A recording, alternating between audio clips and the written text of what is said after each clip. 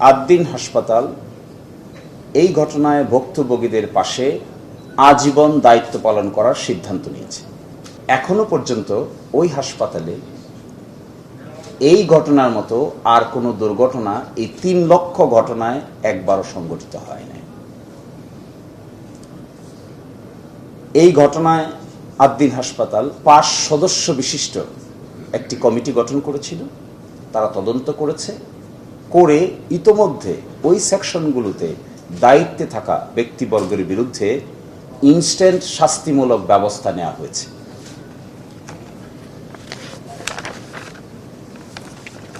এছাড়াও স্বাস্থ্য অধিদপ্তর কর্তৃক কন্ডাক্টেড একটি তদন্ত রিপোর্ট আমাদের কাছে এসেছে।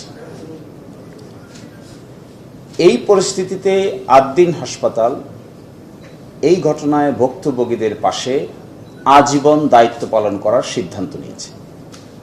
প্রথম, ভুক্তভোগী পরিবারের কোনো সদস্য অর্থাৎ মা, বাবা কিংবা ভাই বোন যতদিন জীবিত থাকবেন তারা আদ্দিন হাসপাতালে সকল রোগের ফ্রি চিকিৎসা পাবেন, ঔষধ ব্যতীত।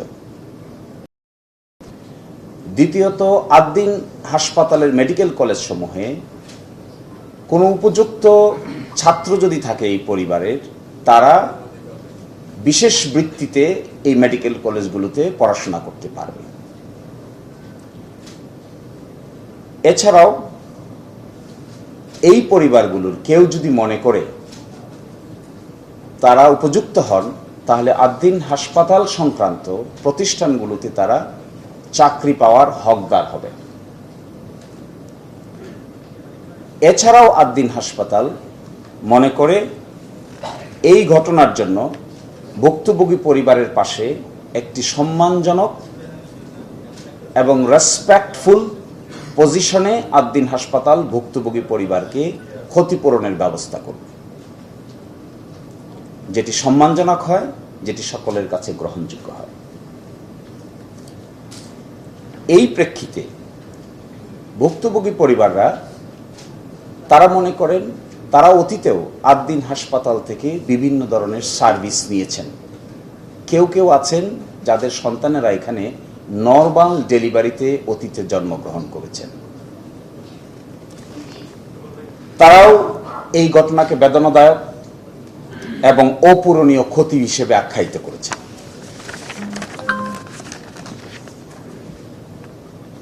ভিকটিম পরিবারের কাছে প্রাপ্ত তথ্য এবং দুটো তদন্ত রিপোর্ট একসাথে পাওয়ার প্রেক্ষিতে তাদের পক্ষ থেকে কমেন্ট হলো যে এটি একটি অনিচ্ছাকৃত অবহেলার ফল এবং ভিকটিম পরিবার এবং আদ্দিন হাসপাতাল একসাথে মনে করে যে এই ঘটনার জন্য হাসপাতাল যেন পরিপূর্ণভাবে ক্ষতিগ্রস্ত না হয় এবং বন্ধ না হয়, এই ব্যাপারে সকলেই একমত। কিন্তু যে বা যার অবহেলার কারণে এই ধরনের ঘটনা ঘটেছে, সে বা তার উপযুক্ত আইনি পদক্ষেপও তারা দাবি করে।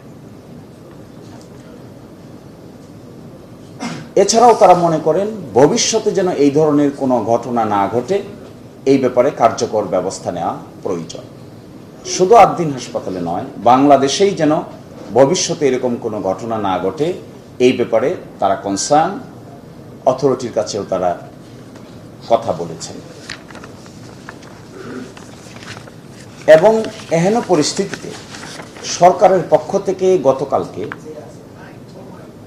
গত পরশুদিন সরকারের পক্ষ থেকে একটি তদন্ত রিপোর্ট, স্বাস্থ্য অধিদপ্তরের পক্ষ থেকে একটি তদন্ত রিপোর্ট প্রকাশ করা হয়েছে এবং আদ্দিন হাসপাতালকে তারা ৭২ ঘন্টার ভিতরে কারণ দর্শাতে বলেছেন যে কেন হাসপাতালের লাইসেন্স ক্যান্সেল করা হবে না। এই মর্মে আগামীকাল বিকাল ৫টার ভিতরে কারণ দর্শানোর জন্য চিঠি পাঠিয়েছে। ওটা যেহেতু একটা লিগ্যাল প্রসেস, এটি হাসপাতাল কর্তৃপক্ষ লিগ্যালি মোকাবেলা করবে, আইনগতভাবে মোকাবেলা করবে। যে আইনের অধীনে তারা এই নোটিশ দিয়েছেন, ওই আইন অনুযায়ী এটাকে মোকাবেলা করা হবে, দেশের প্রচলিত আইন অনুযায়ী। অতীতে আমরা রিসার্চ করে দেখেছি 2024 সালের 16ই নভেম্বর ভারতের উত্তরপ্রদেশের ঝান্সি জেলার এরকম একটি ঘটনা ঘটেছিল, যেখানে 10 জন শিশু অপ্রত্যাশিতভাবে মৃত্যুবরণ করেছিল। একই সাথে 2025 সালের 6 অক্টোবর ভারতের জয়পুর রাজ্যে আইসিইউতে একই ধরনের একটি ঘটনা ঘটেছিল, এটাও ছিল অপ্রত্যাশিত। তো এই যৌথ সকলের একসাথের কথা হলো আদ্দিন হাসপাতাল অন্যান্য জায়গার চাইতে আনুপাতিক হারে 50 থেকে 70% ল কস্টে চিকিৎসা দিয়ে থাকে এবং আজ পর্যন্ত প্রায় 10 লক্ষ মানুষকে ফ্রি চিকিৎসা দিয়েছে। প্রায় 3 লক্ষেরও অধিক ডেলিভারি এখানে সম্পন্ন হয়েছে। বাট হাউএভার যা ঘটেছে এটার জন্য হাসপাতাল কর্তৃপক্ষ এবং ভিকটিম পরিবার মারাত্মকভাবে মর্মাহত এবং অনুসূচিত। তো আমরা মনে করি এই ব্যাপারটিকে সামনে রেখে আদ্দিন হাসপাতাল will stand by the victim families and victim families will also at the same time claim যে আদ্দিন হাসপাতালের সেবা কন্টিনিউ থাকা প্রয়োজন, কিন্তু উপযুক্ত ব্যক্তির উপযুক্ত কারণে সুনির্দিষ্টভাবে সুইটেবল শাস্তি হওয়া প্রয়োজন। এই ব্যাপারে আদ্দিন কর্তৃপক্ষ একমত। ইতোমধ্যে আদ্দিন কর্তৃপক্ষ প্রাথমিক পদক্ষেপ গ্রহণ করেছে। তো conclusion is this is certainly A pathetic event.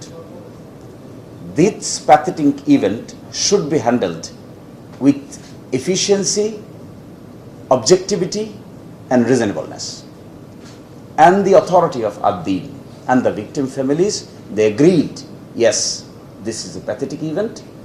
We all should continue and handle this issue with utmost sincerity, with all respect to each and every family, and at the end of the day, to the humankind.